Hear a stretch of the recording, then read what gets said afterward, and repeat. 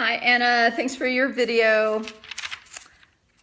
I still put down that you might want to work on the length. It was still a little long. So I've got less than 4 minutes. Get it down a little longer. Also, your background is still a little dark.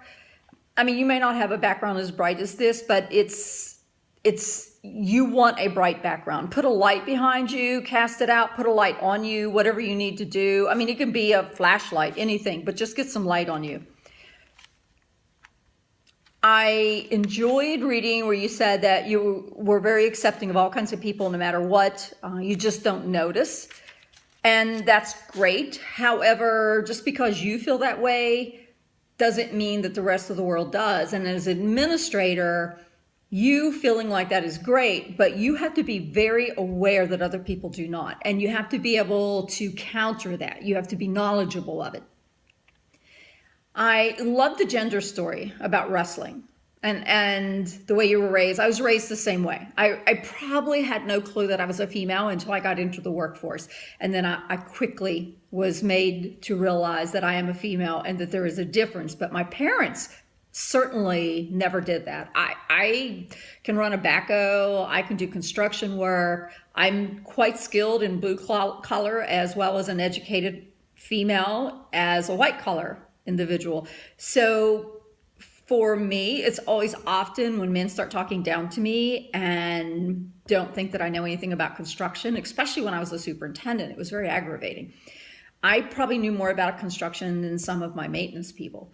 So I want you, though, just to think about, there's a lot of articles out there and you get great things to read, but understand what happens to a person of race, a person of color that comes into a room that they are a minority. Understand how they feel and what you would need to do to help other people get comfortable with that. So these are all things that you have to figure out. The transgender thing, I think, is such a great question because it's something that's coming to the forefront more and more. And I'm looking at my notes here.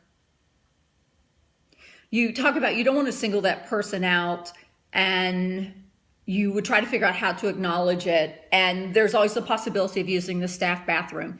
You know, definitely have a conversation with that student and find out what they're comfortable with and what you want to do as far as developing a plan. But the second thing is that just because a student wants to do something and you can develop a plan to do that, then you got to be prepared for the backlash if other people don't like it. You do not want to set that student up for failure where the student is bullied or hurt. So there are so many factors that go into this. Think of it as very multifaceted. First of all, what does the student want? Second, what can you offer? What's going to be the backlash? How are you going to deal with the backlash? What kind of plan do you have in place for that? This is not to just simply ask the student what they want. And I know you realize that, but I want to make sure that we're definitely aware of the backlash from parents in the community who aren't going to want this to happen, that aren't going to feel the same way as you. So just be prepared. Anyway, great job. Thanks for sharing. I really appreciate it.